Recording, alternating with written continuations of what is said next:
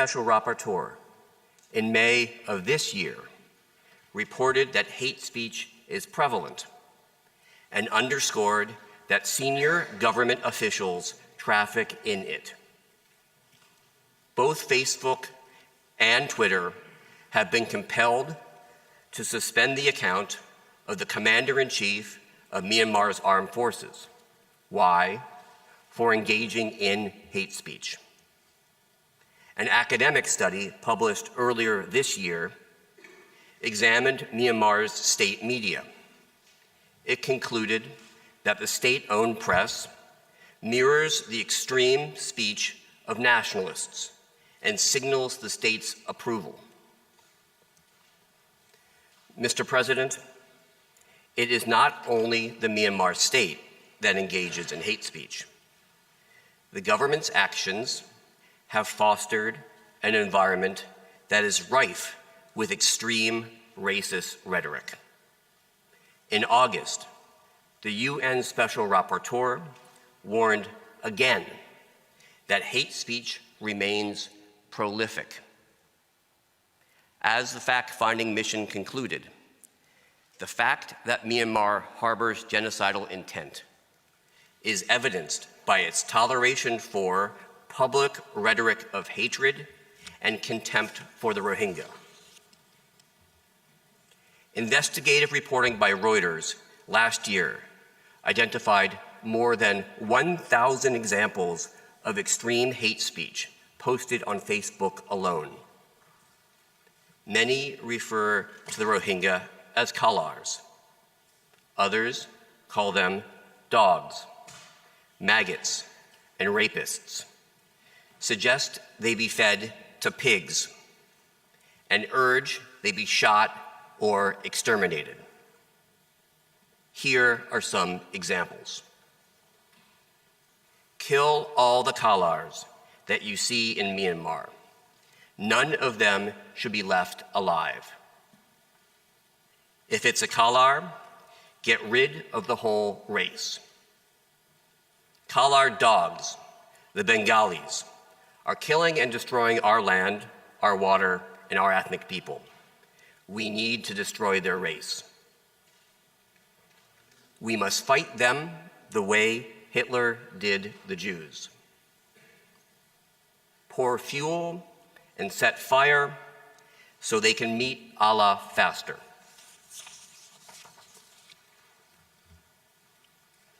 Mr. President, the fact-finding mission also concluded that Myanmar's genocidal intent is evident in its lack of remorse or even acknowledgement of any wrongdoing. Instead, the Tatmada's actions are glorified. The review of state media showed that Myanmar presents the situation as the Tatmada gallantly defending the nation's sovereignty against Muslim terrorists. Myanmar denies responsibility for its crimes against the Rohingya, even when confronted with evidence of genocidal acts at specific locations. I will give 3 examples. One from each of the townships in Rakhine State with significant populations of Rohingya. In each instance, Myanmar has refused to acknowledge any wrongdoing.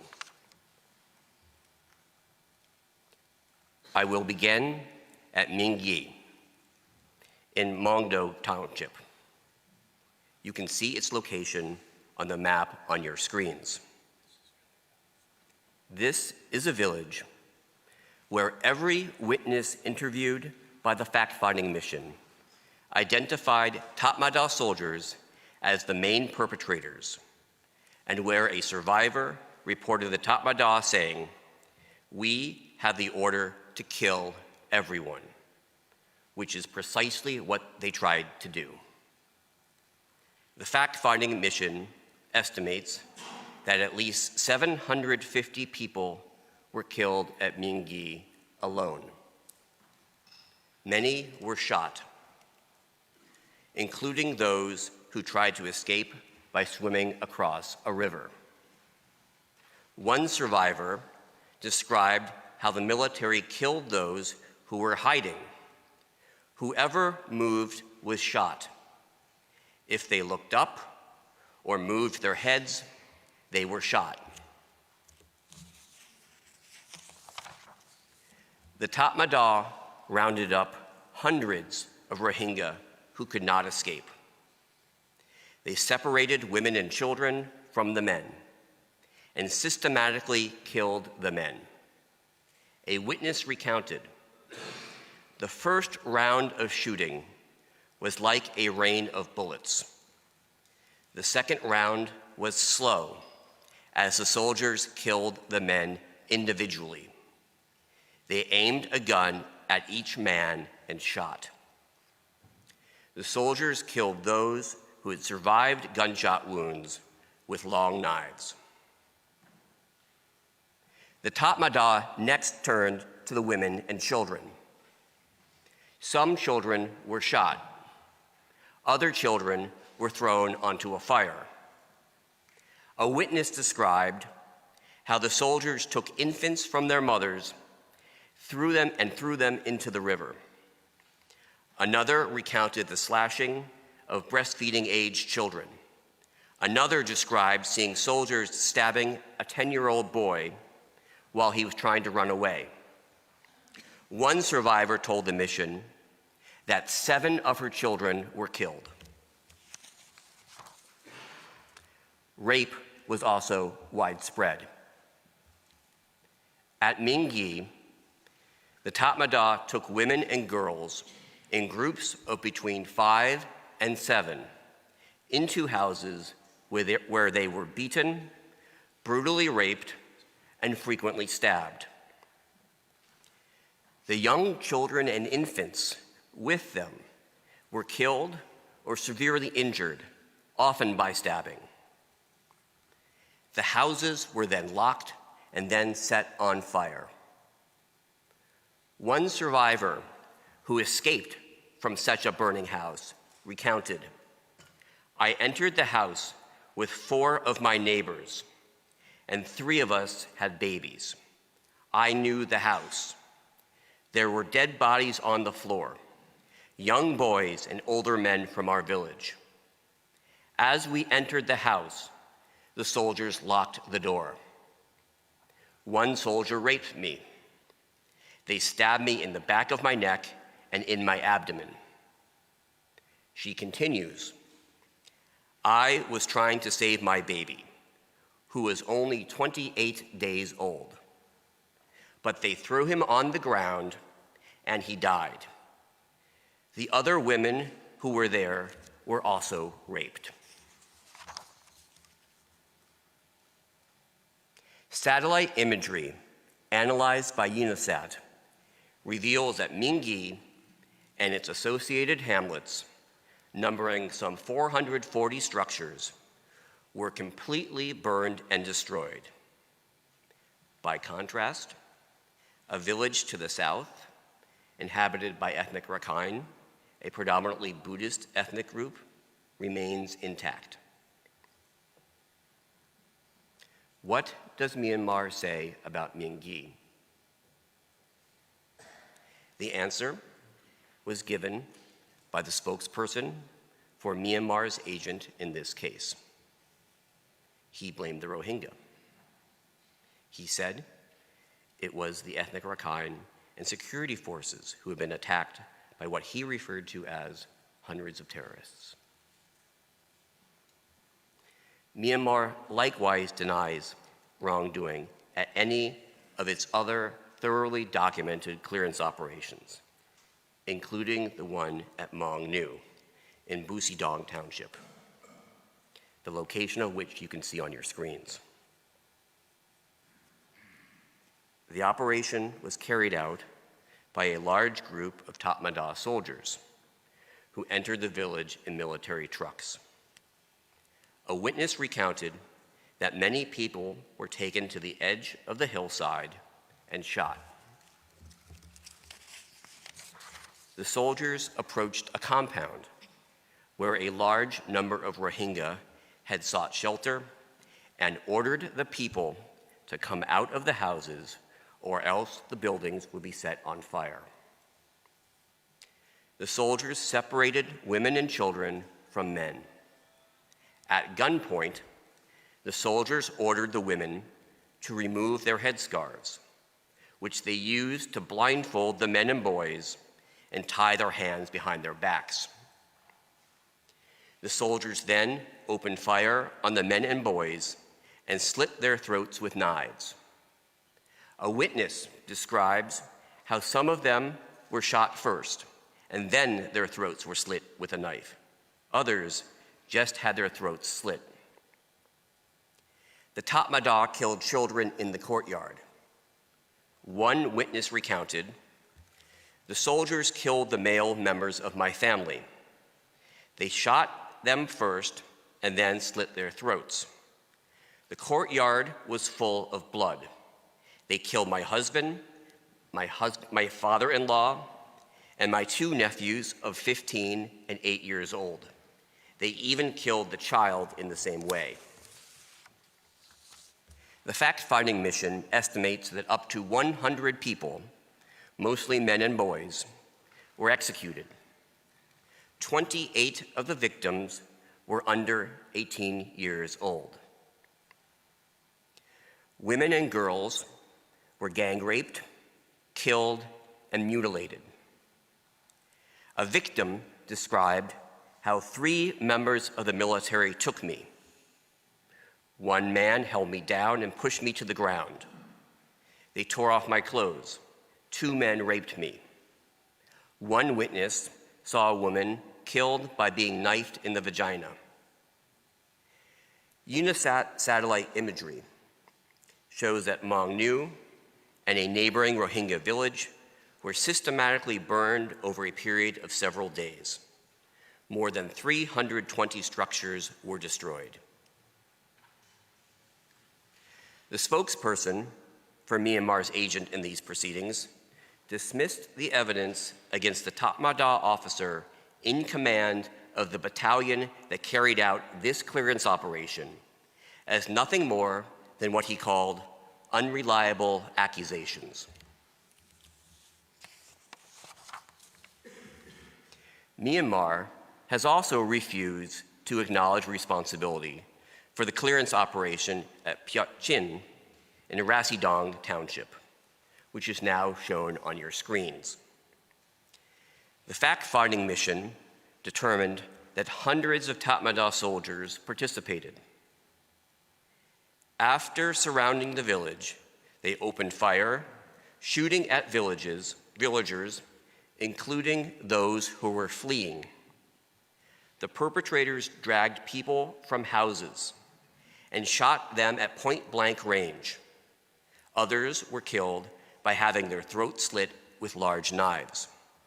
One survivor recounted, "If people were not killed by the gunshots, they were slaughtered to make sure they were really dead." An elderly woman described being pulled from her house with her 70-year-old brother. "Soldiers used rifle butts to beat my brother on the head, and I saw his brains come out. I saw people being killed with long knives. The soldiers were also spraying bullets, and many people were injured and killed. Our village was full of dead bodies. I saw dozens of people killed. First, they shot the people, and then, if they were still alive and the body was moving, they used a machete to slaughter across the throat." The Tatmadaw set houses on fire, including those still occupied. Other victims were forced inside houses before they were intentionally set alight.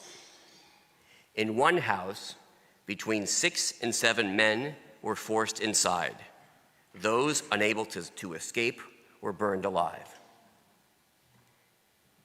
The fact-finding mission concluded that the Tatmadaw specifically targeted children, including infants and babies. Some were wrenched from their mother's arms and thrown to the ground. Others were thrown into fires and burned alive. Women and girls were subjected to rape, gang rape, sexual mutilation, and sexual humiliation. The Tatmadaw took some to a makeshift military base where mass gang rape occurred. These victims were subjected to serious physical injuries, either before being raped or after being killed, including the mutilation of their breasts. UNOSAT's analysis of satellite imagery confirms that the entire village was destroyed. By contrast, the nearby non-Rohingya village remains intact. The fact-finding mission estimates that the Tatmadaw killed 358 people at C.R.E.B. The victims included 127 children, all under the age of 6. What does Myanmar say about C.R.E.B? Just a routine security operation. The Tatmadaw were searching for militants. No more than 10 people died. There were no rapes. The Rohingya burned their own homes. Mr. President, the fact-finding mission concluded, based on these and other atrocities, that Myanmar's genocidal intent is evidenced by, inter alia, the Tatmadaw's extreme brutality during its attacks on the Rohingya, the organized nature of the Tatmadaw's destruction, and the enormity and nature of the sexual violence perpetrated against women and girls during the clearance operations. The fact-finding mission concluded that further evidence of Myanmar's genocidal intent consists of its lack of accountability or even public condemnation of crimes like those we just reviewed. This conclusion, Mr. President, is consistent with the UN Special Rapporteur's report last month that Myanmar's government allows the military to operate with impunity, even though it is responsible for, in the Special Rapporteur's words, the extreme violence that was inflicted during clearance operations, which were executed on an unprecedented scale and with an unprecedented brutality, all indicators of genocidal intent.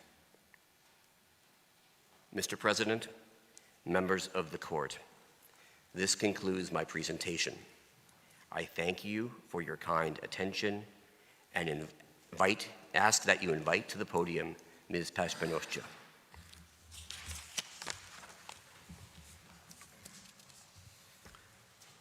I thank Mr. Lowenstein,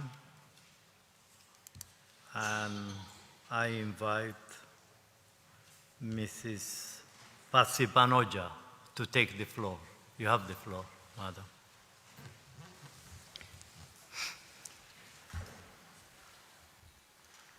Mr. President, members of the court, good morning. It is an honor for me to appear before you on behalf of the Republic of the Gambia. You have already heard from my colleagues about the genocidal acts that have been committed against the Rohingya by Myanmar, up to and through the presentation of the United Nations fact-finding mission report of 16 September 2019. It is my role to address the situation of the approximately 600,000 Rohingya who remain in Myanmar today. Their situation is one of extreme vulnerability, with ongoing acts of genocide against them, and the grave risk that even more heinous atrocities, a new clearance operation, or worse, will be inflicted upon them at any time. As the independent fact-finders have made clear, the evidence of Myanmar's genocidal intentions has actually strengthened over the past year. In the words of the distinguished Nobel laureate Toni Morrison, who passed away just a few months ago, let us be reminded that before there is a final solution, there must be a first solution, a second one, and even a third. The move toward a final solution is not a jump.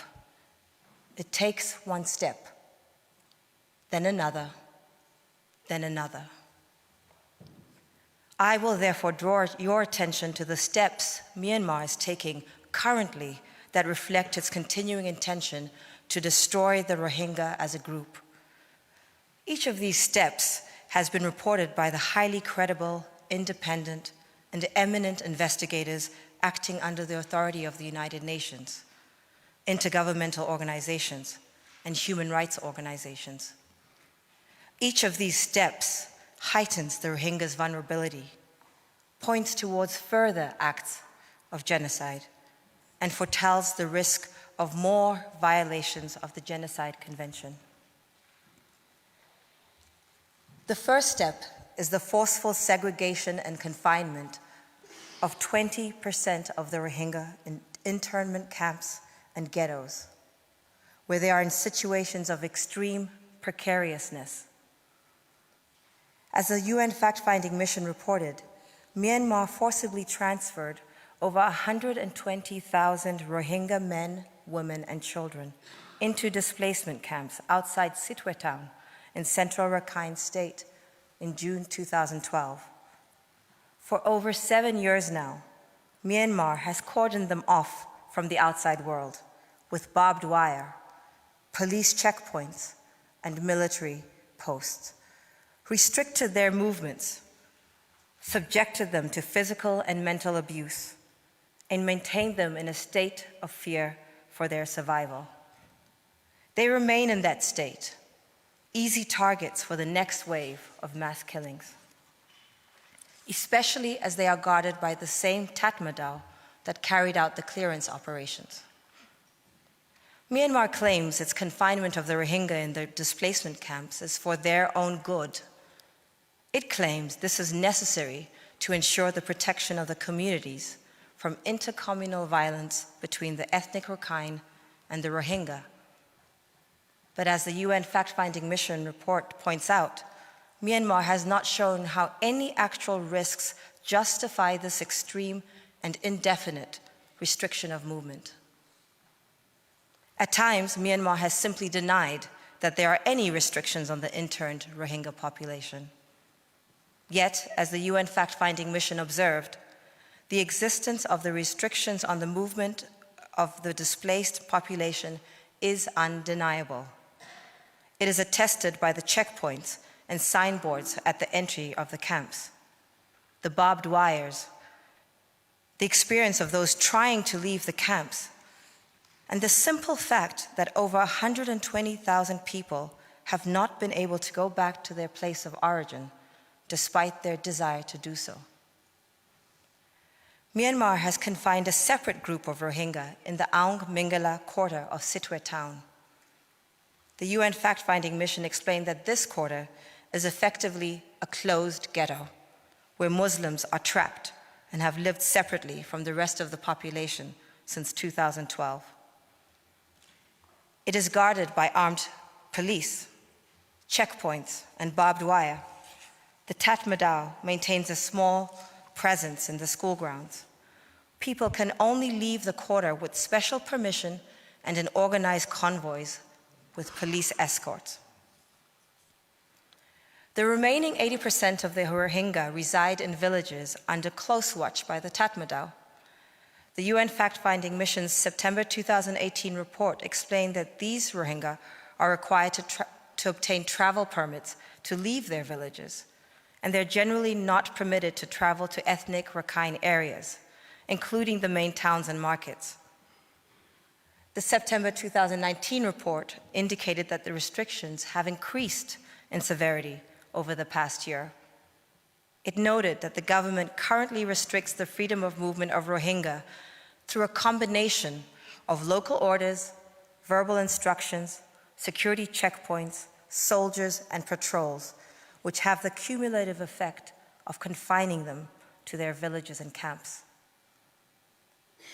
The UN fact-finding mission has concluded that this state-mandated segregation fosters a conducive environment for dehumanization and hate campaigns.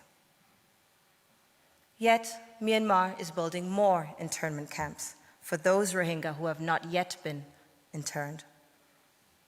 Refugees arriving in Bangladesh informed the Office of the High Commissioner for Human Rights that the Tatmadaw is forcing men and children as young as 12 years of age to perform unpaid work on 12-hour shifts to build houses and camp-like facilities in different locations in northern Rakhine State. According to the UN High Commissioner for Human Rights, one interviewee stated, the inhabitants of his village, which was largely untouched by the violence of 2017, were informed by the village administrator that they would be removed from their homes to a newly constructed camp. Other interviewees described the camps as closed areas with only one entry gate, surrounded by barbed wire and watchtowers. Yet another interviewee expressed fears that the camps had been built with the objective of forcing the Rohingya to live in miserable conditions with the eventual intention of exterminating them. Mr. President, the extermination of the Rohingya, who have been rounded up into internment camps and closely guarded ghettos and villages, can come swiftly, at any time, in the form of new clearance operations perpetrated by security forces who are stationed there. Or it can occur in slow motion, through denying them food and other essentials of life. The UN fact-finding mission, in its most recent report, found that while the former method of destruction could be resumed at any time, the latter method is already in progress. The government has severely restricted access to food for Rohingya in Rakhine State, and the resulting food insecurity is being caused by government laws and policies. Article 2C of the Genocide Convention identifies deliberately inflicting conditions of life calculated to bring about a group's physical destruction in whole or in part as a genocidal act. Myanmar is implementing its policy of denying food to the Rohingya by various means, including its widespread confiscation of agricultural lands on which the Rohingya grew crops, essential to their survival. The UN fact-finding mission determined that Myanmar is undertaking a concerted effort to confiscate these lands. The ongoing confiscations extend beyond the Rohingya villages that Myanmar destroyed during the clearance operations. Rohingya-owned and cultivated land has now been confiscated in areas of northern Rakhine State, where Rohingya remained. Members of the Rohingya group are no longer allowed to consume products from their own lands following the confiscation. The UN fact-finding mission explained that the Tatmadaw is also depriving the Rohingya of food by deliberately killing or confiscating their livestock without permission or payment. One interviewee who fled Butchidang Township explained how this was conducted in his case. Military, police, members of ethnic Rakhine constantly came to the village and looted everything, including food items. The military took away my 7 cows that I was grassing in the hillside. I cultivated rice in my land. When it was ready for harvesting, members of ethnic Rakhine snatched the harvest. I was left with nothing except 2 goats, which I had to offer to the military for my release. As the UN Special Rapporteur reported, based on the evidence it found, there appears to be a policy of forced starvation in place, designed to make life in northern Rakhine unsustainable for the Rohingya who remain there. The Committee on the Elimination of Discrimination Against Women made the very same determination earlier this year. Mr. President, a further step Myanmar is taking against the Rohingya as a group is the intensified effort to force them to accept national verification cards that explicitly recognize cardholders as non-citizens and brand them as Bengalis. While the Rohingya are loath to accept the national verification cards, which erode their right to the identity, without them, they are denied access to essential life-saving and life-supporting foods and goods and services. The UN fact-finding mission has found that all of these steps, the manner in which the government deprives Rohingya of land, the manner in which the government imposes movement restrictions and deprivation of food, and the manner in which the government denies the Rohingya their identity and deprives them of the rights people need to survive and live with dignity, are ongoing and support a conclusion that the government continues to harbor genocidal intent and that the Rohingya remain under serious risk of genocide. As the UN fact-finding mission concluded just 2 months ago, the Rohingya remain the target of a government attack aimed at erasing their identity and removing them from Myanmar. And this has caused them great suffering. The laws, policies, and practices that formed the basis of the government's persecution against the Rohingya have been maintained. Their plight can only be considered as having deteriorated. Similarly, the UN Special Rapporteur on the situation of human rights in Myanmar stated just 2 weeks ago, the system of oppression the Rohingya are subjected to remains unchanged, and they are at real risk of recurring genocide. Mr. President, if the Rohingya are to be protected against further acts of genocide, it will be up to the court to order the provisional measures that are necessary for their protection. There is no other alternative. Certainly, Myanmar cannot be counted on to protect them from itself. In the past few years, it has appointed numerous commissions to investigate the genocidal acts that have been reported by the UN fact-finding mission and other international observers. None of Myanmar's commissions have found any violations of internationally protected rights. As the UN Commissioner for Human Rights concluded earlier this year, the establishment of commissions of inquiry has become routine after cyclical episodes of violence in Myanmar, with 8 such commissions having been established since 2012. None of the previous commissions has led to the prosecution of any Tatmadaw official. All have been exonerated. Likewise, the UN fact-finding mission concluded in September of this year, Myanmar is not meeting its obligations under the Genocide Convention to conduct an independent criminal investigation into allegations of genocide. The mission draws this conclusion based on the government's pattern of ignoring compelling evidence that genocide took place on its territory and its failure to put in place investigative mechanisms that are independent, prompt, thorough, effective, credible, and transparent.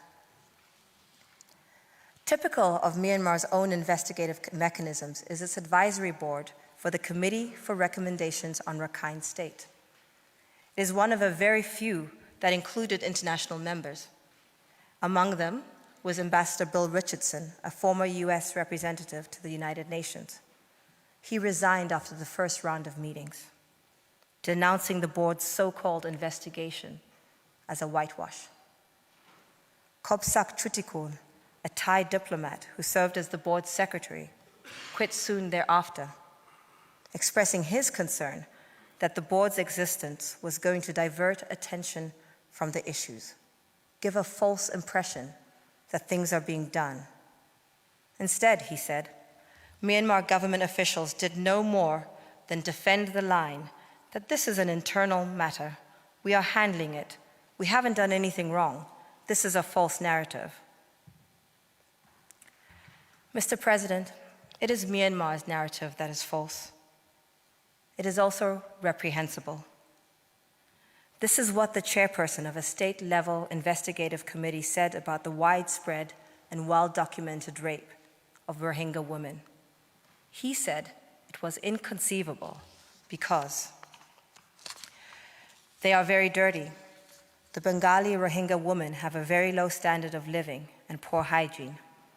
They are not attractive, so neither the local Buddhist men nor the soldiers are interested in them. The chairperson of Myanmar's investigative committee was not the only one to categorically deny that Tatmadaw soldiers have raped Rohingya women.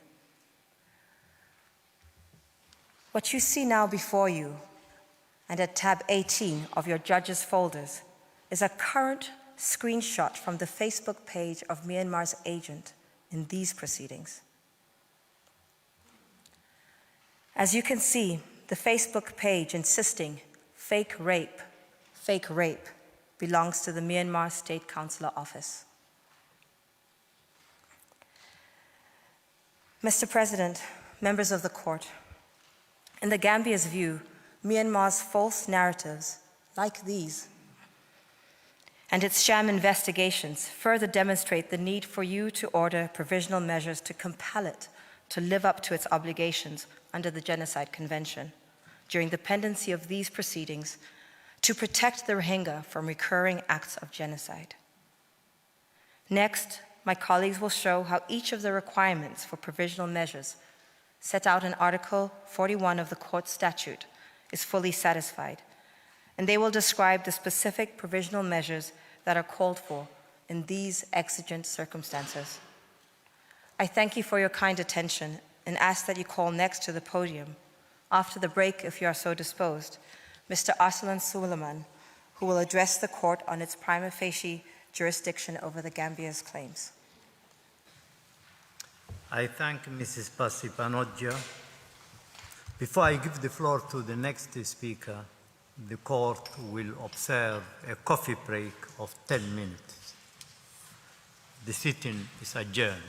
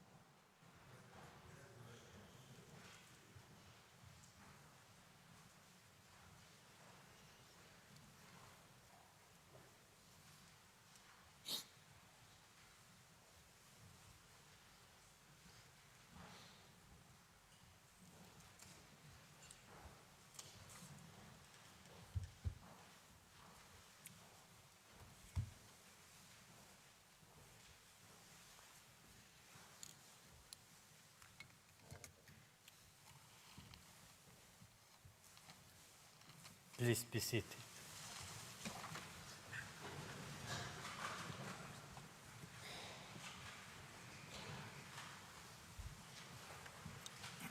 The sitting is resumed.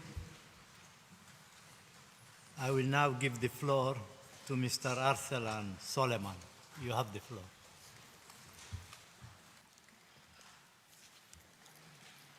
Mr. President, members of the court, it is an honor to appear before you and to represent the Gambia in these proceedings.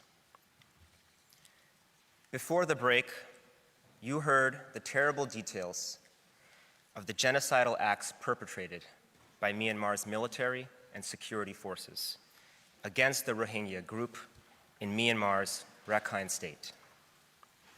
Now, and in the remainder of the Gambia's presentation today, you will hear how these circumstances not only require, but compel the indication of provisional measures under Article 41(1) of the court's statute. The standards that guide the court in ruling on the Gambia's requested provisional measures are well established. First, the court must be satisfied that it has prima facie jurisdiction over the dispute. I will address the elements of that requirement. Second, the rights asserted by the Gambia must be at least plausible, and there must be a link between those rights and the measures requested. Professor Pierre Dargent will speak to this. Third, there must be a showing of urgency and a risk of irreparable harm, which my colleague Paul Reichler will amply demonstrate. Finally, Professor Philippe Sands will identify the specific provisional measures that are requested and explain why they are required. Now, with the court's permission, I will turn to prima facie jurisdiction.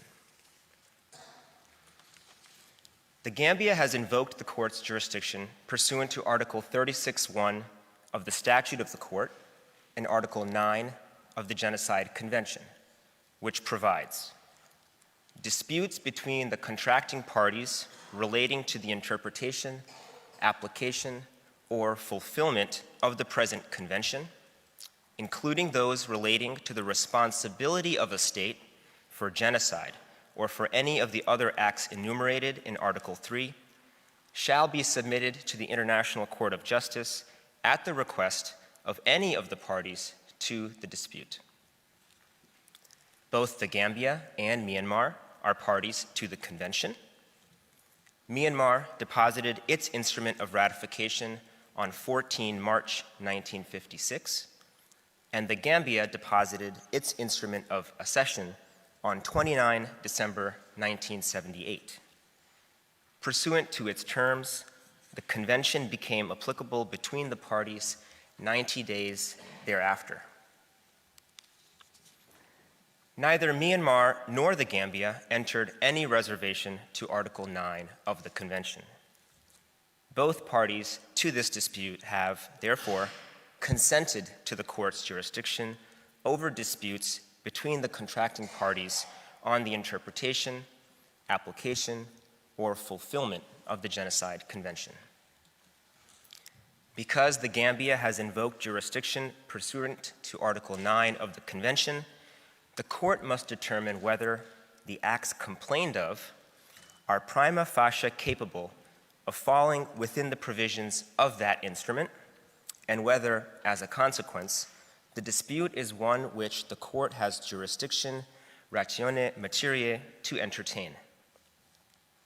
As set forth in its application, the Gambia has alleged that Myanmar is responsible for committing genocide, for attempting to commit genocide, for conspiring to commit genocide, for inciting genocide, for complicity in genocide, and for failing to prevent and punish genocide. Clearly, the acts complained of fall directly within the provisions of the Convention. The allegations are specific and reflect, and in many cases repeat, the conclusions reached by the United Nations fact-finding mission and other authoritative UN bodies, that acts of genocide have occurred and are likely to continue to occur. There can be little doubt that the court has jurisdiction ratione materiae. Further, there is an unambiguous dispute between the parties.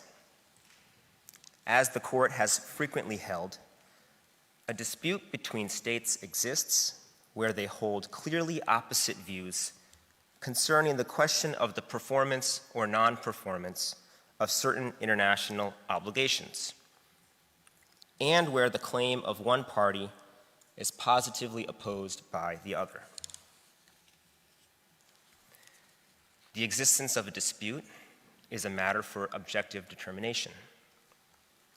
If the parties have made explicit reference to the specific treaty in dispute, as the Gambia has in fact done in this case, such an express specification would remove any doubt about one state's understanding of the subject matter in issue and put the other on notice. Mr. President, Myanmar was put on notice of this dispute under the Genocide Convention on several occasions, and it acknowledged receipt of that notice prior to the Gambia's filing of this case. From 5 to 6 May 2018, the member states of the Organization of Islamic Cooperation, OIC, including the Gambia, met at a ministerial level in Dhaka, Bangladesh, where, among other actions, they promulgated the Dhaka Declaration. That declaration expressed concern over the systematic, brutal acts perpetrated by security forces against the Rohingya, which constitute a serious and blatant violation of international law, and sought to address the accountability issue for the violations against the Rohingyas in Myanmar through the formation of an ad hoc ministerial committee to be chaired by the Gambia. In response, Myanmar's Ministry of Foreign Affairs issued a press statement 3 days later to categorically reject the declaration's description of events in Rakhine State as state-backed violence. Myanmar was thus on notice as early as May of 2018 of the newly formed OIC Ad Hoc Committee on Accountability for Crimes Against the Rohingya, chaired by the Gambia, and its allegations of state-sponsored violence against the Rohingya. In September of 2018, the United Nations fact-finding mission on Myanmar released its first series of reports in which it found evidence of genocidal acts and genocidal intent attributable to Myanmar in the context of its crimes against the Rohingya. Myanmar dismissed those findings as biased. The Gambia, on the contrary, made clear in its remarks at the United Nations General Assembly later that month that the Gambia has undertaken to champion an accountability mechanism that would ensure that perpetrators of the terrible crimes against the Rohingya Muslims are brought to book. On 2 March 2019, the member states of the OIC held another ministerial level meeting at which they, including the Gambia, adopted a resolution on Myanmar's crimes against the Rohingya, which emphasized that accountability was necessary for preventing genocide, and endorsed the recommendation of the ad hoc committee chaired by the Gambia to hold Myanmar accountable under the Genocide Convention. In response, Myanmar again denied responsibility and criticized the resolution as an interference with its sovereignty. On 16 September 2019, the United Nations fact-finding mission submitted its second report. Myanmar rejected wholesale the fact-finding mission's report, which welcomed the efforts of states, in particular the Gambia, to encourage and pursue a case against Myanmar before the International Court of Justice under the Genocide Convention. The Gambia, in remarks before the United Nations General Assembly on 26 September 2019, at which Myanmar was present, confirmed that the Gambia is ready to lead the concerted efforts to take the Rohingya issue to the International Court of Justice on behalf of the Organization of Islamic Cooperation, and we will call on all stakeholders to support that process. As a global community with a conscience, we cannot continue to ignore the plight of the Rohingya. On 11 October 2019, in furtherance of its support of the conclusions of the UN fact-finding mission, the Gambia's permanent mission to the United Nations sent a note verbal to Myanmar's permanent mission, expressing the Gambia's concerns regarding the ongoing genocide against the Rohingya people in violation of Myanmar's obligations under the Genocide Convention. Noting Myanmar's rejection of the fact-finding mission's report, the Gambia emphatically rejected Myanmar's denial of its responsibility for the ongoing genocide against Myanmar's Rohingya population and its refusal to fulfill its obligations under the Genocide Convention and customary international law. The Gambia concluded its note verbal by declaring,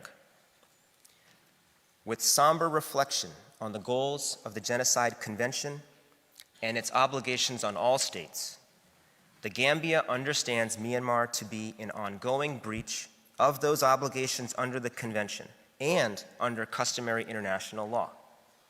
The Gambia insists that Myanmar take all necessary actions to comply with these obligations, including but not limited to its obligations to make reparations to the victims and to provide guarantees and assurances of non-repetition. Myanmar received the Gambia's note verbal on the date it was sent. Myanmar confirmed this by means of its own note verbal to the Gambia's mission to the United Nations, sent from the same email address to which the Gambia had sent its note verbal.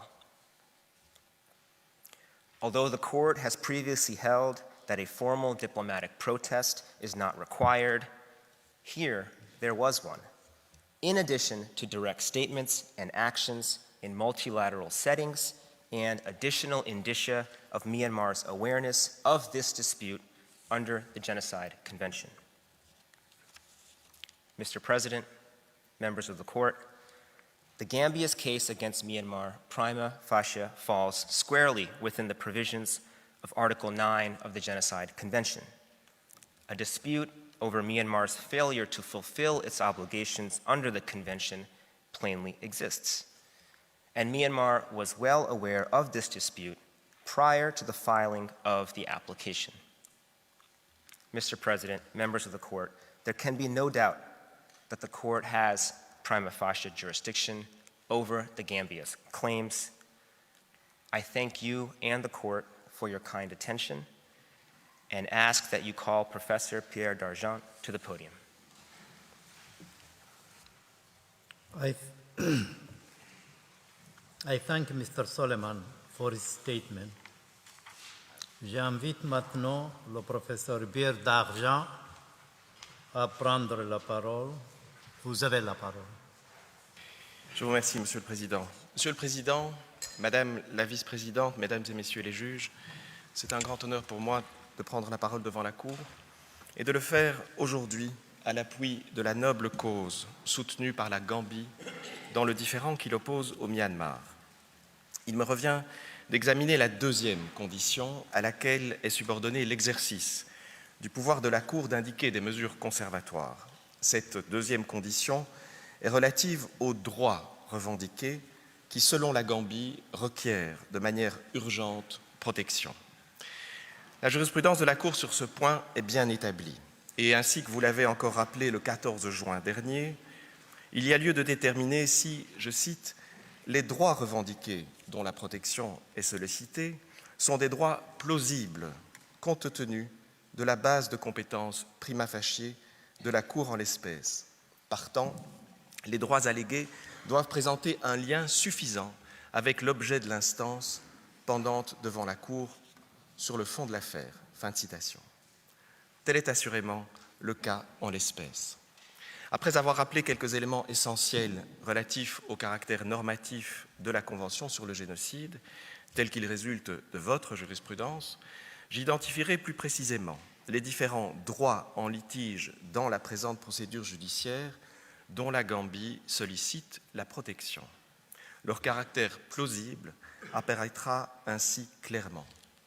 Je montrerai aussi que rien dans l'article 41 du statut ne s'oppose à l'exercice de votre compétence en matière conservatoire lorsque les droits revendiqués sont de la nature de ceux de la Convention. Monsieur le Président, dans l'avis consultatif de 1951, la Cour se pencha sur ce qu'elle appela, je cite, « les traits particuliers que présente la Convention sur le génocide ». Et la Cour souligna, je cite, « l'intention des Nations Unies de condamner et de réprimer le génocide comme un crime de droit des gens impliquant le refus du droit à l'existence de groupes humains entiers. » Fin de citation. Ce droit, le droit à l'existence du groupe humain des Rohingyas, est un droit dont le Myanmar doit le respect, à tout le moins à tous les États parties à la Convention sur le génocide, y compris la Gambie. En saisissant la Cour, la Gambie cherche à protéger le droit à l'existence du groupe des Rohingyas, ni plus, ni moins. La nature des droits consacrés par la Convention est intimement liée à ses fins, et se penchant sur celle-ci, la Cour souligna, dans un passage demeuré célèbre, je cite, « Dans une telle convention, les États contractants n'ont pas d'intérêt propre, ils ont seulement, tous et chacun, un intérêt commun, celui de préserver les fins supérieures qui sont la raison d'être de la Convention. Il en résulte que l'on ne saurait, pour une convention de ce type, parler d'avantages ou de désavantages individuels des États, non plus que d'un exact équilibre contractuel à maintenir entre les droits et les charges. » Fin de citation. Depuis lors, la Cour a souligné que les traits particuliers de la Convention indiquaient clairement que les droits et obligations qu'elle consacre sont des droits et obligations erga omnes. Par ailleurs, la Cour a affirmé, je cite, que la norme interdisant le génocide constituait assurément une norme impérative du droit international jusqu'au gens. Il n'est dès lors pas douteux, Monsieur le Président, Mesdames et Messieurs de la Cour, il n'est pas douteux que la Gambie est en droit d'invoquer la responsabilité de l'État défendeur pour les manquements de ces derniers à la Convention. En effet, au sujet de la Convention contre la torture, vous n'avez pas manqué de souligner que puisque les obligations en cause étaient erga omnes partes, tout État partie à cette Convention pouvait, je cite, invoquer la responsabilité d'un autre État partie dans le but de faire constater le manquement allégué de celui-ci à ses obligations. Comme la Cour l'a également mis en lumière, c'est, je cite encore, l'intérêt commun des États parties à ce que soient respectées les obligations pertinentes énoncées dans la Convention qui justifie que tout État soit en droit d'invoquer la responsabilité de tout autre État partie pour manquement, sachant que, je cite encore la Cour, sachant que si un intérêt particulier était requis à cet effet, aucun État ne serait dans bien des cas en mesure de présenter une telle demande. Fin de citation. En 2012, la Cour s'est prononcée en ce sens au sujet des obligations erga omnes partes de la Convention contre la torture. A fortiori, doit-il en être de même, et nous le savons depuis l'arrêt Barcelona Traction, a fortiori doit-il en être de même au sujet des obligations de la Convention sur le génocide que la Cour a caractérisées comme étant des obligations erga omnes. Tout État peut donc invoquer la responsabilité d'un autre État pour violation des obligations de la Convention sur le génocide sans avoir à justifier d'un intérêt particulier. En réalité, l'État qui invoque la responsabilité d'un autre État pour violation d'une obligation erga omnes possède bien un intérêt pour ce faire, d'autant qu'il a lui-même droit à voir la Convention respectée. Toutefois, son intérêt n'a rien de particulier. Cet intérêt, partagé par tous les États, est de voir l'intérêt commun au sujet duquel tous ont des droits, de voir cet intérêt commun pleinement protégé. Ces rappels étant faits, les droits en litige dont la protection est sollicitée apparaissent clairement. Monsieur le Président, Mesdames et Messieurs les juges, par l'action qu'elle a introduite contre le Myanmar, la Gambie met en œuvre le droit qu'elle détient en droit des traités de voir la Convention dûment exécutée. Il s'agit du droit de la Gambie elle-même en tant qu'État partie à la Convention. En effet, comme la Cour l'a souligné, la Convention consacre des obligations, mais aussi des droits erga omnes. Et ces droits sont l'exact reflet de ces obligations. Les obligations collectives de la Convention se doublent du droit pour chaque partie contractante d'en demander et d'en obtenir l'exécution. Tandis que le caractère erga omnes des obligations de la Convention fonde l'intérêt juridique de tout État d'invoquer la responsabilité de l'État coupable, le droit de tout État partie à la Convention consiste à pouvoir exiger le respect du droit primaire, c'est-à-dire le devoir de l'État responsable d'exécuter l'obligation violée. Il est donc certain que la Gambie détient des droits qui lui reviennent et dont elle entend obtenir le respect par le biais de cette procédure juridictionnelle. La demande de mesures conservatoires est à cet égard entièrement compatible avec l'article 41 du statut, puisque le droit de la Gambie d'obtenir du Myanmar qu'il exécute pleinement la Convention, ce droit est gravement menacé par le comportement de l'État défendeur. Par ailleurs, en cherchant à protéger son droit d'État partie à la Convention, la Gambie cherche par la même occasion à assurer la protection, pour reprendre la formule utilisée par la Cour en 1951, la Gambie cherche à assurer la protection du droit à l'existence d'un groupe humain entier, à savoir le groupe des Rohingyas. À cet égard, il n'est pas nécessaire de déterminer si la Convention personnifie des groupes ou confère directement des droits à des individus en tant que membres de groupes protégés dont ils pourraient se prévaloir en justice. Il suffit en effet de constater que la Convention a pour objet premier et pour but la sauvegarde de tout groupe national, ethnique, racial ou religieux comme tel. Et puisque la Convention interdit le génocide en tant que destruction physique, totale ou partielle d'un tel groupe, elle entend essentiellement protéger le droit de ses membres à la vie et à l'intégrité physique ou mentale. C'est en ce sens que la Convention sur le génocide est souvent considérée comme le premier traité moderne protecteur des droits de l'homme. En effet, chacun des actes criminels définis par l'article 2 de la Convention porte atteinte au groupe protégé à travers les membres qui le composent, plutôt qu'à travers son patrimoine, son territoire, sa culture ou sa langue. Ce sont des êtres humains, des femmes, des hommes, des enfants, qui, du fait de leur appartenance à un groupe, sont protégés par la Convention, de même que le groupe lui-même. Par son action, la Gambie entend faire respecter son droit à ce que tous les membres du groupe des Rohingyas ne subissent plus d'actes de génocide prohibés par la Convention. À ce stade, il n'est pas nécessaire d'établir définitivement l'existence de ce droit.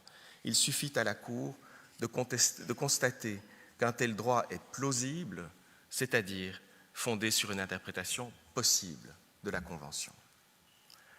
Et tel est assurément le cas, car en imposant aux parties contractantes les obligations de prévenir et de punir le génocide, la Convention protège les groupes qu'elle vise et leurs membres.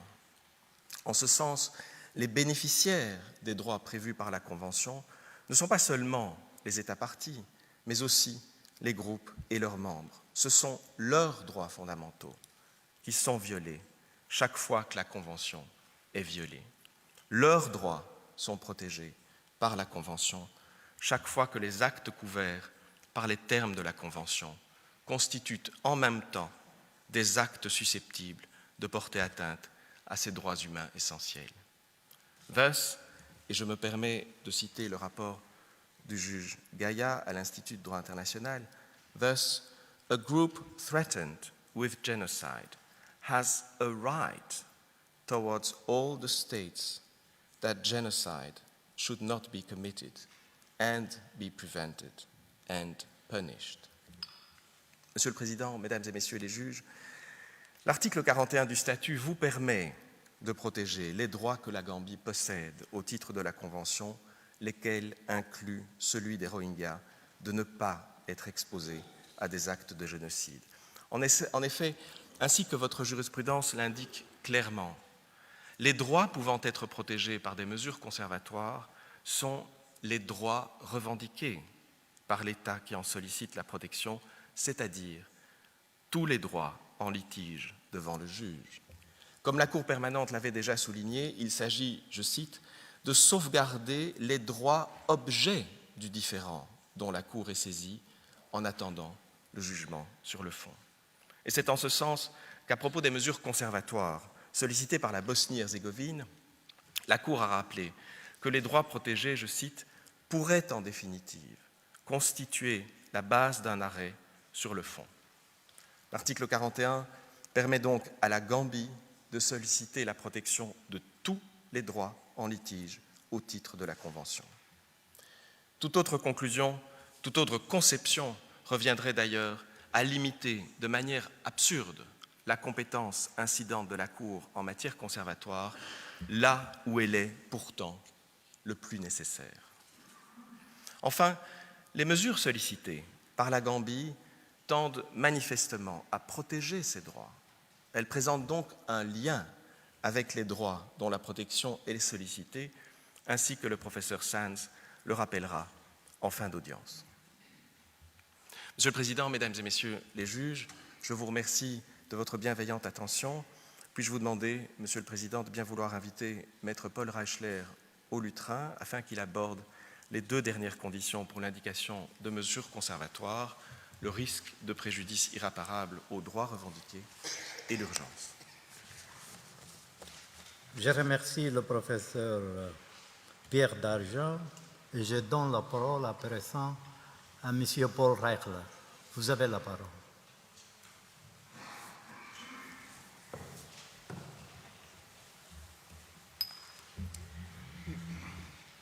Mr. President, members of the court, good afternoon. It is, as always, an honor for me to appear before you. This time, it is both a special privilege and a grave responsibility to represent the Gambia in its effort to prevent further acts of genocide against the Rohingya people in Myanmar. These horrific acts committed by the state of Myanmar have been comprehensively documented by the United Nations Fact-Finding Mission, the UN High Commissioner for Human Rights, the UN Special Rapporteur on the Situation of Human Rights in Myanmar, the UN Special Advisor on the Prevention of Genocide, and numerous independent human rights organizations and experts. Based on these highly credible reports, it is blindingly obvious that there is an urgent need for provisional measures to prevent irreparable harm to the rights at issue in this dispute. The requirements of urgency and irreparable harm are more than fully satisfied here. This case for provisional measures is among the most compelling that have ever been heard in this great hall of justice. As the court has emphasized in its prior rulings on provisional measures, quote, the condition of urgency is met when the acts susceptible of causing irreparable prejudice can occur at any moment before the court makes a final decision on the case. That is precisely the situation here. It is exactly what the UN fact-finding mission concluded in its report of 16 September 2019, which you will find at tab 2, page 3 of your judge's folders. The mission concludes, based on its findings, that grave violations against the Rohingya continue, and that there is a real and significant danger of the situation deteriorating further. The mission also has reasonable grounds to conclude that the evidence that infers genocidal intent on the part of the state against the Rohingya, identified in its last report, has strengthened that there is a serious risk that genocidal actions may occur or recur, and that Myanmar is failing in its obligation to prevent genocide, to investigate genocide, and to enact effective legislation criminalizing and punishing genocide. These conclusions, as you have heard, are based on thorough and meticulous investigations carried out over a 2-year period and resulting in voluminous reports totaling over 700 pages. Even more recently, on 26 November 2019, the United Nations Special Rapporteur on the human rights situation in Myanmar wrote, as you can see at tab 14, the Rohingya still living in Rakhine State continue to be denied their most basic rights and are confined to either closely guarded internment camps or remote villages. The system of oppression remains unchanged, and they are at real risk of recurring genocide. Mr. President, the evidence that is now before you is several orders of magnitude greater and even more compelling than the evidence submitted by Bosnia in 1993, which the court found sufficient to determine that, quote, there is a grave risk of acts of genocide being committed. On that basis, the court indicated provisional measures to ensure that the parties, quote, do all in their power to prevent the commission of any such acts in the future.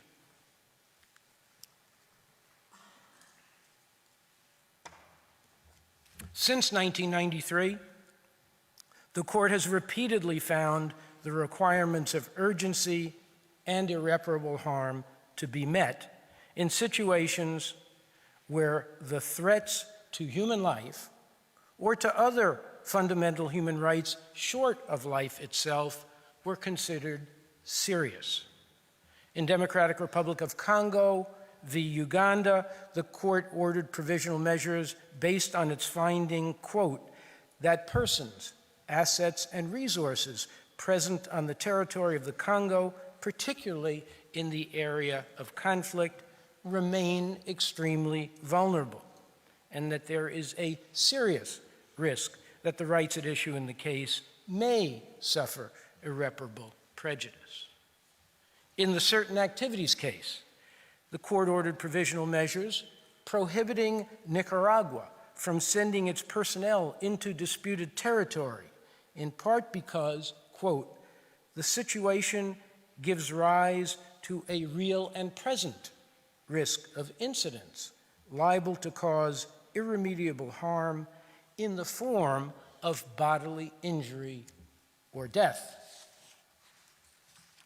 In Ukraine v. Russia, the court ordered provisional measures on the ground that, quote, Crimean Tatars and ethnic Ukrainians in Crimea appear to remain vulnerable because, quote, certain rights in question in these proceedings, in particular, political, civil, economic, social, and cultural rights, are of such a nature that prejudice to them is capable of causing irreparable harm.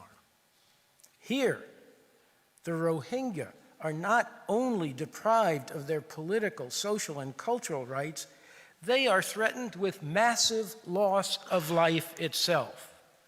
And striking at the heart of these proceedings, with loss of their very existence as a group.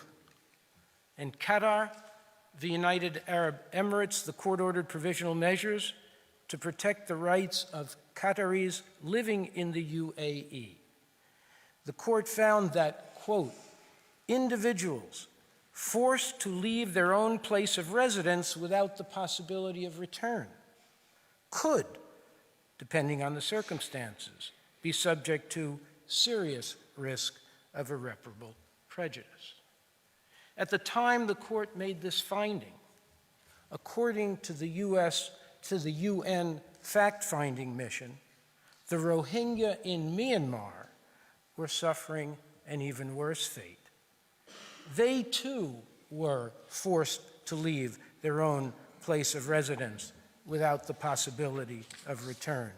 But in Myanmar, the UN fact-finding mission found that this was because the army, the Tatmadaw, deliberately burned thousands of their homes to the ground, often with family members forced to remain inside, and went on to slaughter masses of men, women, and especially children, with the intention of destroying the Rohingya as a group.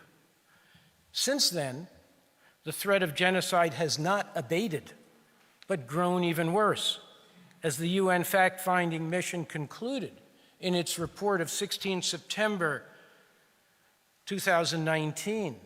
Evidence of Myanmar's genocidal intent toward the Rohingya has actually, quote, strengthened in the past year. In the case of Qataris living in the UAE, the court was of the view that, quote, a prejudice can be considered as irreparable when individuals are subject to temporary or potentially ongoing separation from their families and suffer from psychological distress, when students are prevented from taking their exams due to enforced absence, or when the persons concerned are impeded from being able to physically appear in any proceedings or to challenge any measure they find discriminatory.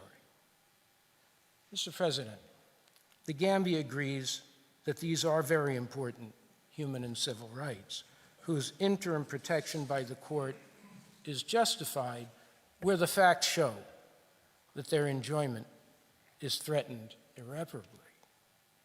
If that is so, then how much greater is the justification for provisional measures here? This case is about the commission of genocide, the most heinous of all crimes.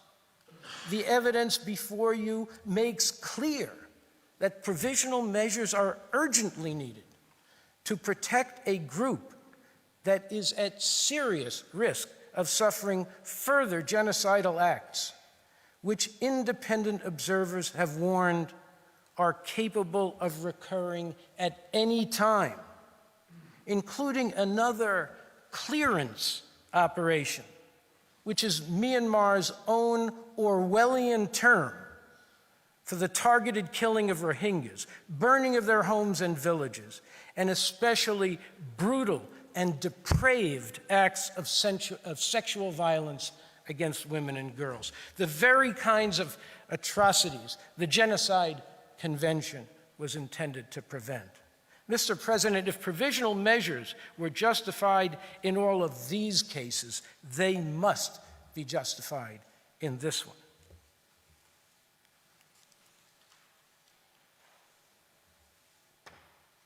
More recently, in the alleged violations of the Treaty of Amity case, the court, using language that is especially pertinent here, found that, quote, a prejudice can be considered as irreparable when the persons concerned are exposed to danger to health and life.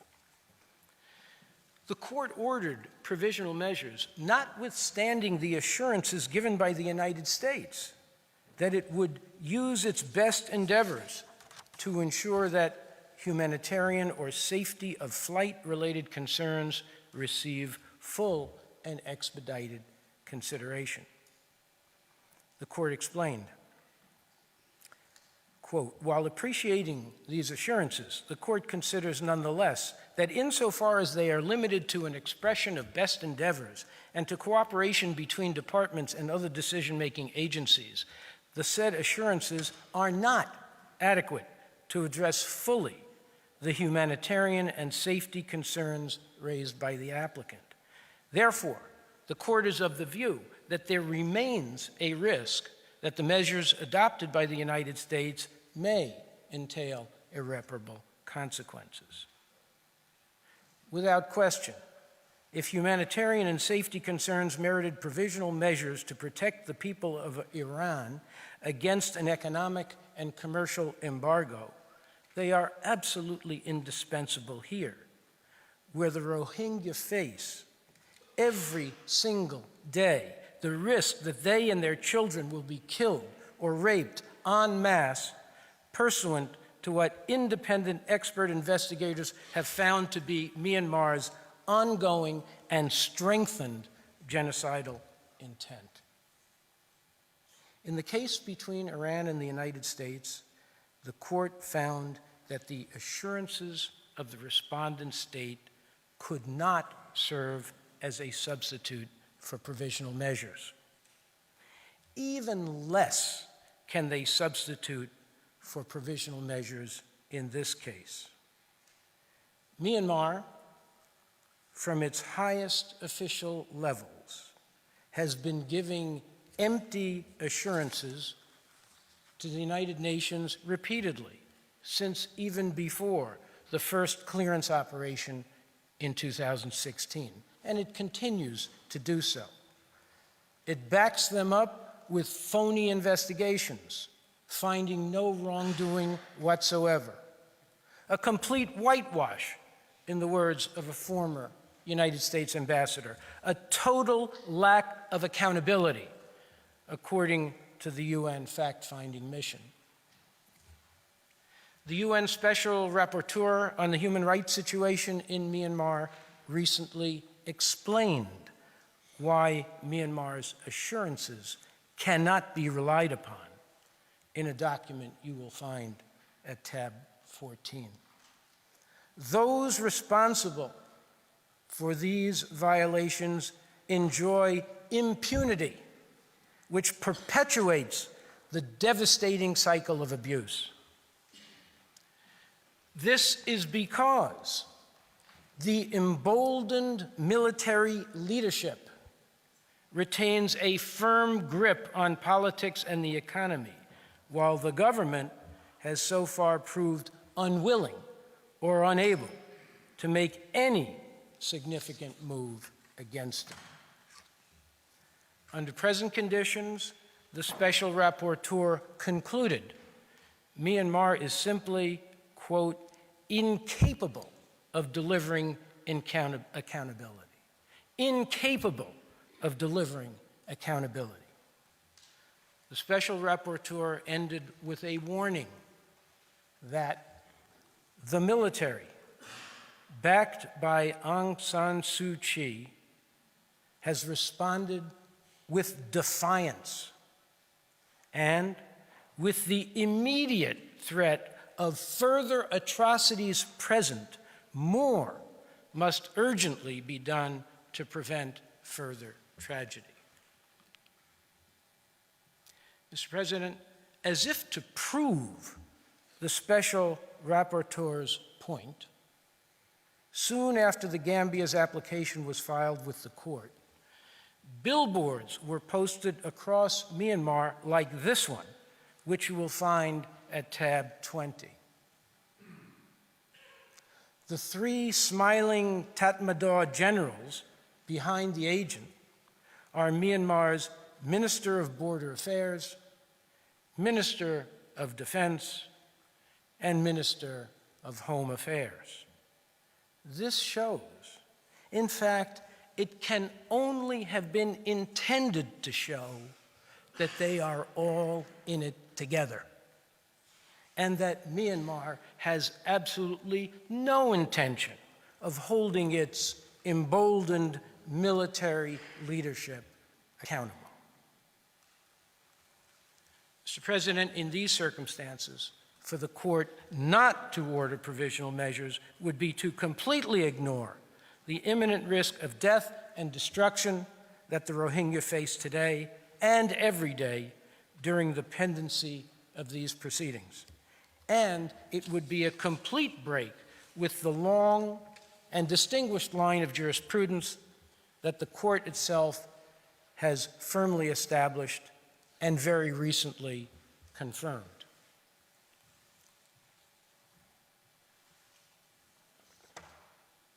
There is law, and there is also morality. They are not opposed. In its advisory opinion on reservations to the Genocide Convention, the court explained, the convention was manifestly adopted for a purely humanitarian and civilizing purpose.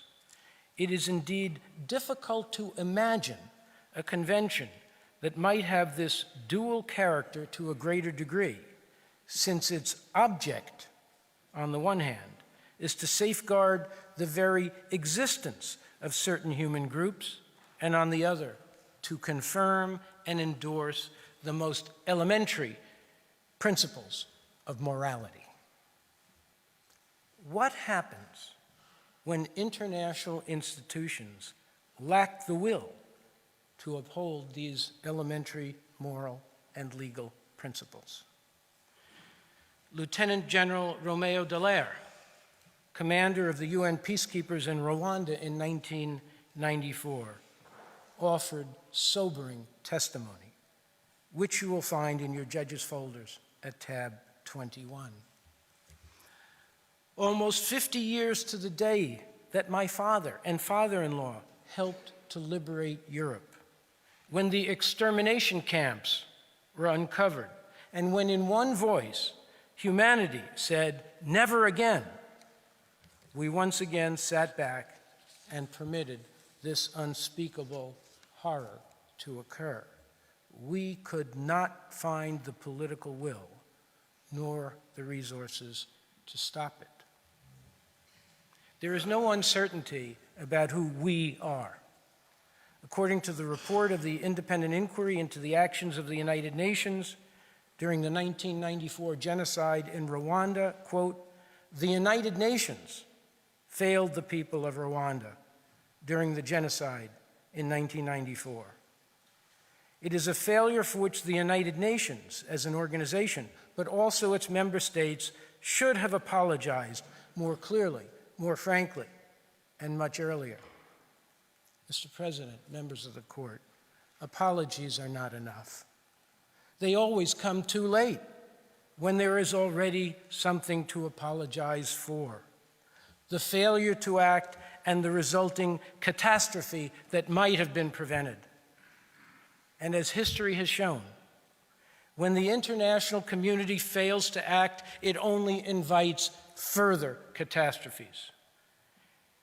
In Lieutenant General Dallaire's distressingly prophetic words, quote, "The genocide in Rwanda was a failure of humanity that could easily happen again."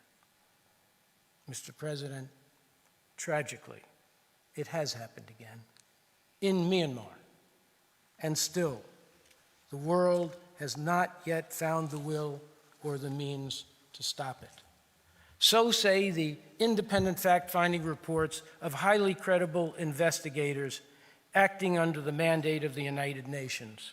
So say the most respected international experts on genocide, including those of the United States Holocaust Memorial Museum, who have written, shocking in scale, the mass atrocities against the Rohingya were predictable and preventable. Following decades of escalating persecution, including the revocation of citizenship and restrictions on basic freedoms, the Burmese government, as well as the international community, failed to respond to the early warning signs and prevent the genocide. Mr. President, genocide in Myanmar is happening still. Of course, Myanmar denies this, as have all the perpetrators of genocide throughout history.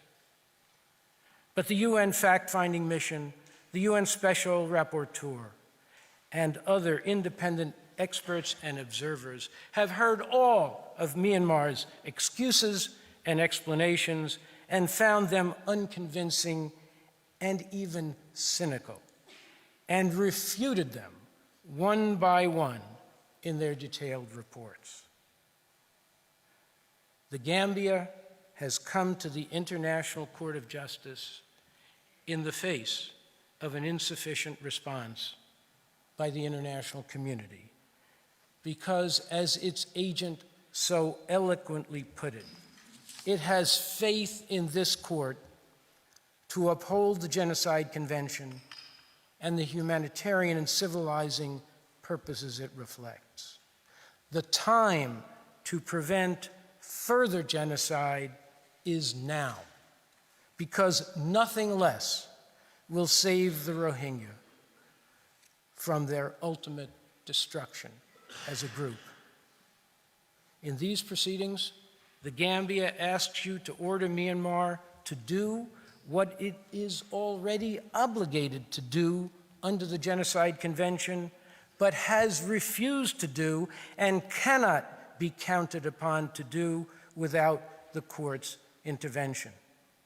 The court spelled out these obligations in its judgment in the Bosnia genocide case, where it made clear that the obligation to prevent genocide does not only come into being when perpetration of genocide commences. That, the court said, would be absurd, since the whole point of the obligation is to prevent or attempt to prevent the occurrence of the act. In fact, the state's obligation to prevent and the corresponding duty to act arise at the instant that the state learns of, or should normally have learned of, the existence of a serious risk that genocide will be committed. From that moment onwards, if the state has available to it a deterrent effect on those suspected of preparing genocide or reasonably suspected of harboring specific intent, it is under a duty to make use of these means. Mr. President, the Gambia asks you to order provisional measures that require Myanmar to fulfill this obligation by refraining from any further acts of genocide and by using every means at its disposal to prevent further acts of genocide against the Rohingya people. In 2 words, Mr. President, the Gambia asks you to say to Myanmar, never again, and to say it in the clearest of terms and with all the legal and moral force that this highest of all international judicial authorities commands. The UN fact-finding mission, at the conclusion of its report of 16 September 2019, made a series of recommendations to the United Nations and the international community on actions that must be taken to prevent further genocidal acts against the Rohingya people. Among them is this one, at tab 2, page 22. Encourage and support states party to the Genocide Convention to bring a case to the International Court of Justice against Myanmar for breaches of its obligations under the Genocide Convention. The Gambia has heeded that call. On its own behalf, as a state party to the Genocide Convention, on behalf of the 57 member states of the Organization for Islamic Cooperation, which have fully endorsed and encouraged this case, and most especially on behalf of the Rohingya people, whose hopes for survival as a group in Myanmar now rest with you. On behalf of all, Mr. President, the Gambia calls on this honorable court, humbly and respectfully, to indicate the particular provisional measures that are urgently required in these exigent circumstances, and that my distinguished colleague, Professor Sands, will describe for you. Mr. President, members of the court, this concludes my presentation. I thank you, as always, for your kind courtesy and patient attention, and I ask that you call Professor Sands to the podium. I thank Mr. Reichler for his statement. I now invite Professor Sands to take the floor. You have the floor.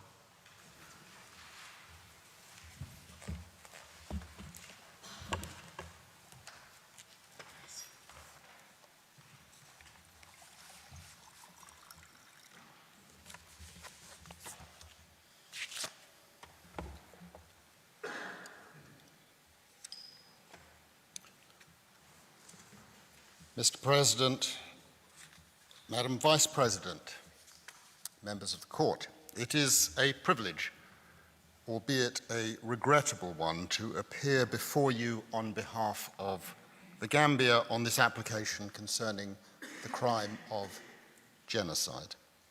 My colleagues have addressed the evidentiary and legal prerequisites for the order on provisional measures that we seek, and my submissions now turn to the specific provisional measures we request and why they are needed. This court is the ultimate guardian of the Genocide Convention, and it is on you that the eyes of the world are turned today at this preliminary stage of the proceedings. The court's well-established conditions for the grant of provisional measures are amply met, as you have heard. This application is brought to protect hundreds of thousands of people from a multitude of acts that are genocidal. Back in 1948, the drafters of the convention well knew the consequences of a failure to prevent acts of genocide. They created a system to allow steps to be taken to respond to a future genocide. That is why a convention was proposed. That is why it was negotiated and adopted. That is why Article 9 bestows a jurisdiction on this court to ensure that the obligations set forth in the Convention and the rights of the Gambia are respected, including by provisional measures. Mr. President, as you well know, this is not the first time the court has been asked to protect rights under the Convention.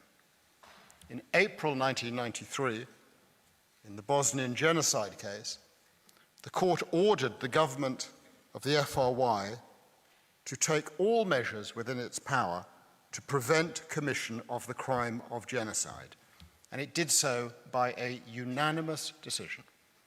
It also voted by 13 votes to 1 to adopt a further order addressing in particular the acts of military, paramilitary, and irregular armed units. 5 months later, it reaffirmed those measures and called for its earlier order to be immediately and effectively implemented. Mr. President, we do not wish to be back here in 5 months' time.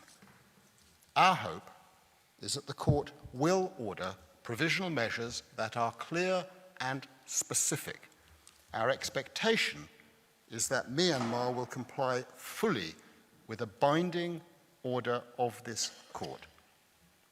The provisional measures we seek are concerned, all of them, with genocided-related activity, as ad hoc Judge Lauterpacht put it back in 1993.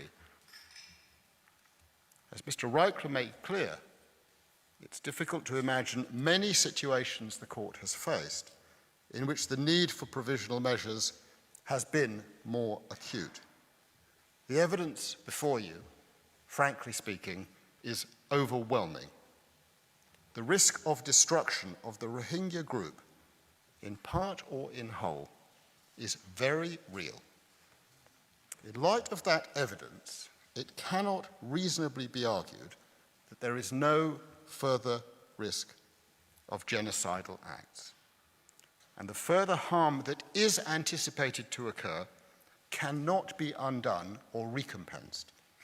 As the court put it in the Bosnia case, and I quote, "No reparation could efface the results of conduct which the court may rule to have been contrary to international law." In the face of Myanmar's failure to give effect to a multitude of calls, repeated, to desist from acts that give rise to genocide, we submit that this court must act.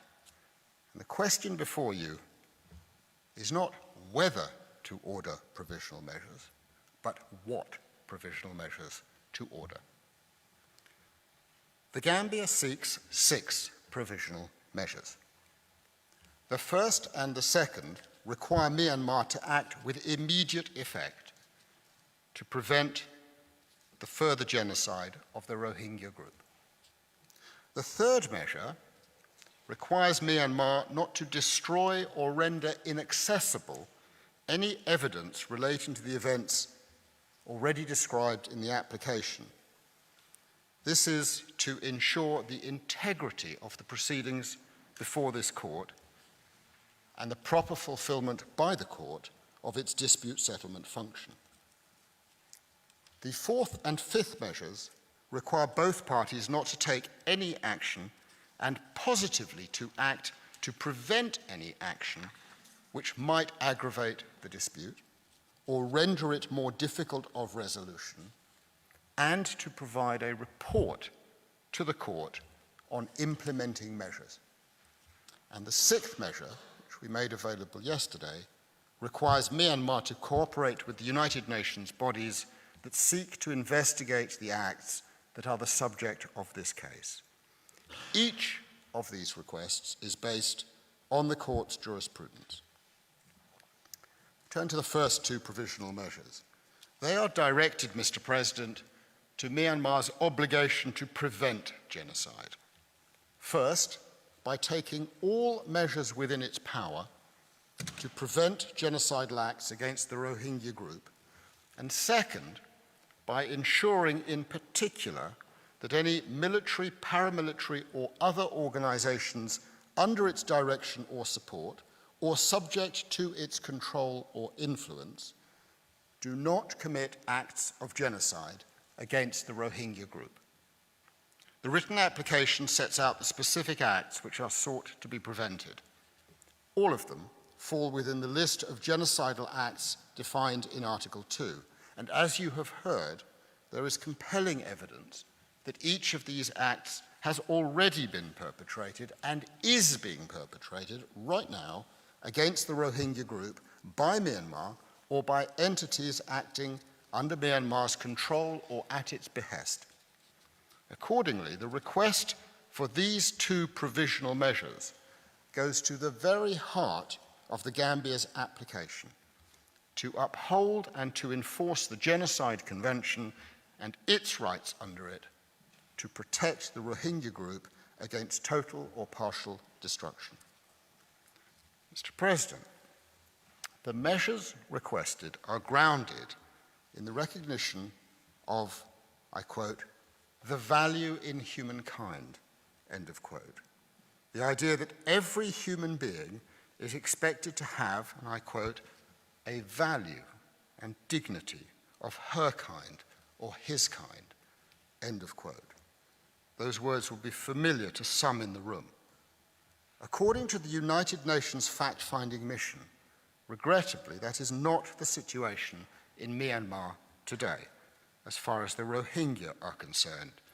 Indeed, in 2016, the State Councillor and Foreign Minister of Myanmar is reported to have insisted to the United Nations that it must refrain from even using the word Rohingya.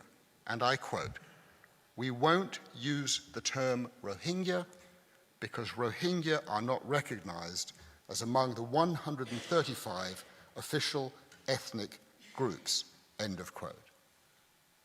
The agent's ministry affirmed that statement. The Foreign Ministry of Myanmar has simply refused to recognize the Rohingya as a group, and it has overtly sought to dehumanize the group and its members.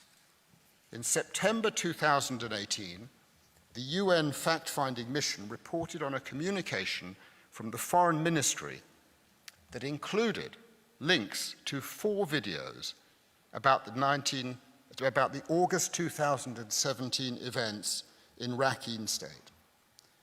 The 4 videos were each imbued with explicitly anti-Muslim and anti-Rohingya messages.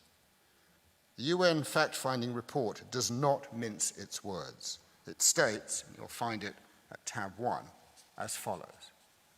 The State Councillor, Daw Aung San Suu Kyi, has not used her de facto position as head of government, nor her moral authority, to stem or prevent the unfolding events or seek alternative avenues to meet the government's responsibility to protect the civilian population, or even to reveal and condemn what was happening.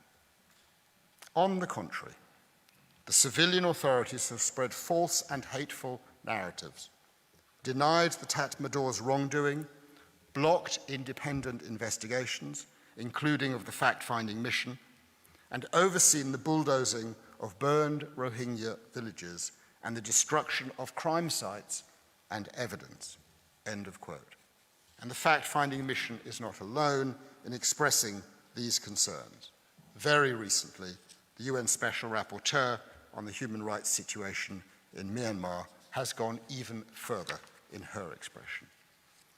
The Gambia's application is premised on the view that the Rohingya group and its members are a part of humankind, and they have a value and a dignity, and that they are entitled to the fullest protections of the Convention from any act which is plausibly capable of being characterized as genocidal before it is too late.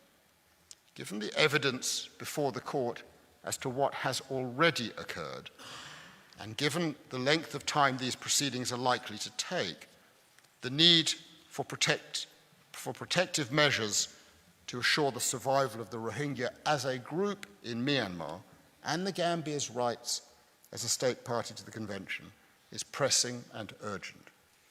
The primary obligation arising under Article 1 of the Convention and the rights it creates is the duty on state parties to prevent genocide.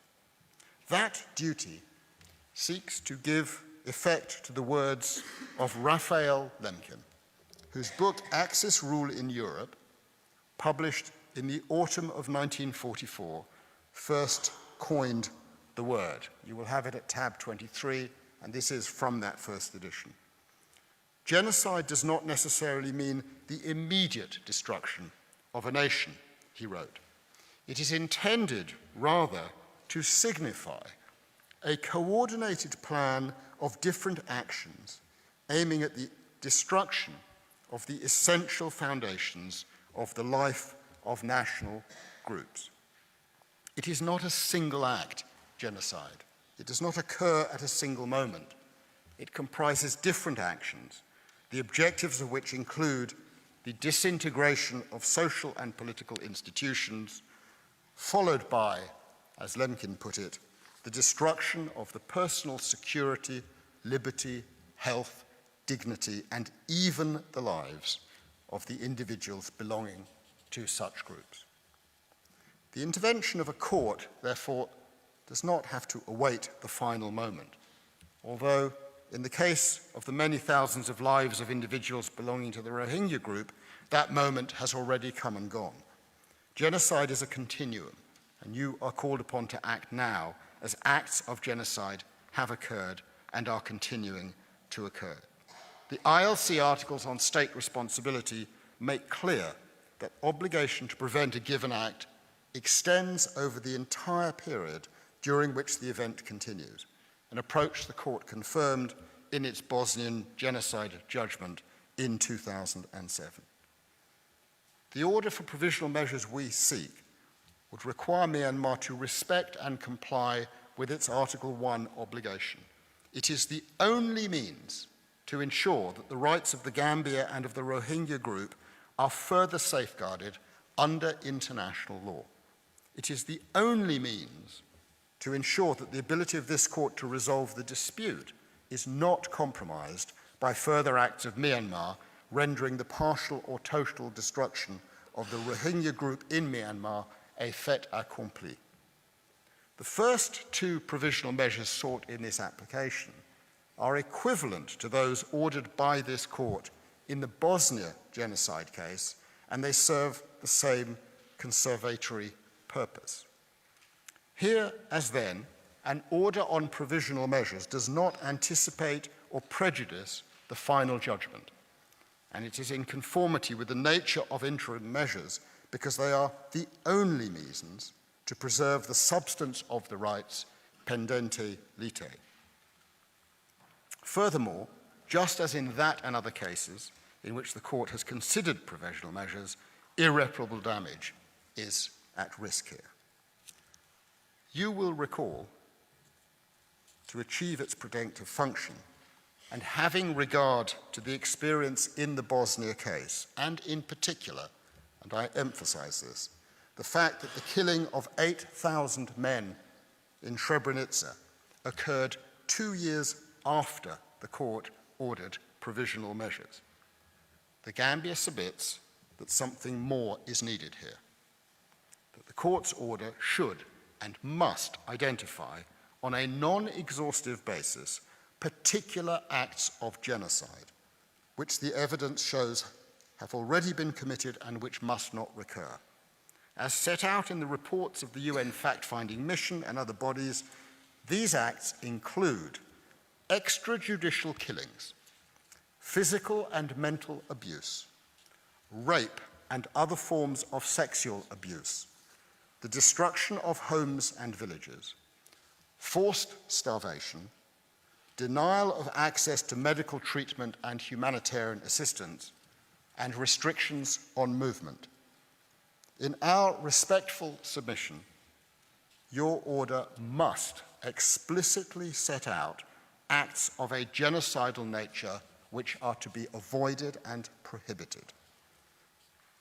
Specificity of an order can only help to contribute to their non-recurrence. In the present appalling circumstances, the court's order, should we submit, indicate provisional measures of as great a specificity as possible. Only in this way can we hope that the rights of the Gambia and the safety of the Rohingya group be fully protected. Mr. President, I turn briefly to the third, fourth, fifth, and sixth provisional measures. The Gambia also seeks what might be called procedural provisional measures, with the aim overall of protecting the integrity of the proceedings before this court. The measures requested have several objectives. In particular, they will first contribute to the preservation and accessibility of evidence on the merits of the dispute. Second, prevent any aggravation or extension of the dispute between the Gambia and Myanmar. And third, assure the implementation of the foregoing provisional measures by providing for reporting on them within 4 months of their issue. To these measures, the Gambia has added a sixth provisional measure. This is necessitated by Myanmar's persistent refusal persistent refusal to cooperate at all with the United Nations fact-finding mission or any other independent fact-finding mission, including the UN Special Rapporteur. In particular, Myanmar has refused all such missions access to Rakhine State, to the scenes of the Tatmadaw clearance operations, or to the places where genocidal acts against the Rohingya are reported to have been committed. This deliberate effort to prevent access to evidence of genocide, which is documented in the UN fact-finding mission's reports, must not be allowed to continue during the pendency of these proceedings, because, we say, it constitutes an obstruction of the fair administration of justice, which it is the court's responsibility to ensure. And so, accordingly, as a sixth provisional measure, we request that Myanmar be ordered to grant access to and cooperate with all UN fact-finding bodies that are engaged in investigating alleged genocidal acts against the Rohingya, including the conditions to which the Rohingya are subjected. These provisional measures, the third through the sixth, are necessary to ensure that the court is properly equipped in due course to adjudge the merits of the underlying claim, including the facts, and to ensure that the dispute can be considered fairly and comprehensively by reference to all relevant material. The order is necessary where there is an evidential imbalance between the parties, since the acts complained of occur on the territory of Myanmar, which has the primary control of all the first-hand evidence. In such a case, where access to various areas has been prevented, the court, we submit, has a responsibility to ensure the fair disposal of the claim. Moreover, the indication sought will also assist in protecting against non-compliance or inadequate compliance, as so regrettably happened in the Bosnian genocide case. The court has, in other cases that involve the rights both of states and individuals, required parties to inform it of the progress made in implementing its orders. We are not looking for an excessively active, continuing role in these matters, but given the gravity of the situation, given the likely length of future proceedings, and given, in particular, what occurred in Bosnia and Srebrenica after the court's provisional measures in that case, we submit that the facts of this case call for a clear reporting requirement. Mr. President, to sum up, the indication of provisional measures is, we recognise, without prejudice to the merits of the underlying claim. Yet the evidence at this stage indicates grave violence and genocidal acts against the Rohingya group in flagrant contravention of the Genocide Convention and in breach of Gambia's rights. The consequences of not indicating clear and particularized specific provisional measures and not taking steps to intervene in Myanmar's disregard of its international obligations would, we fear, be very grave indeed for the Rohingya group, who remain at real risk of further genocidal acts, for the future effectiveness of the Convention, for the rights of the Gambia, and for the reputation of this court, which is equipped with and must exercise its powers to afford an effective realization of the rights under the Convention.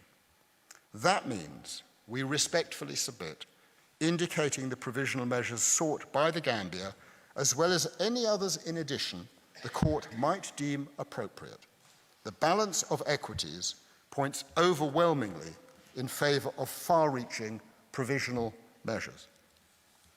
Mr. President, Madam Vice President, members of the Court, many in the Great Hall today, which happens to be International Human Rights Day, will have read a fine book with the title, If This Is a Man, by the Italian writer Primo Levi.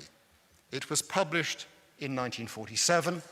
You will find the relevant extract at tab 24. In the preface, Primo Levi recorded a concern which might be said to be of universal application. He wrote, and I quote, Many people, many nations can find themselves holding, more or less wittingly, that every stranger is an enemy. When this happens, Primo Levi continued, and I quote, when the unspoken dogma becomes the major premise in a syllogism, then at the end of the chain, there is the lager. In the case of Myanmar and the Rohingya, when it comes to the merits, this court will have the authority to break that chain. In the meantime, what you have is the power of interim relief, and we place our hope in your willingness to fully discharge your judicial responsibility and powers. Mr. President, members of the court, I thank you for your kind attention. This brings the Gambia's first round to a close. I thank Professor Sands. Your statement indeed brings to an end today's sitting. The court will meet again tomorrow, 11 December 2019, at 10 a.m.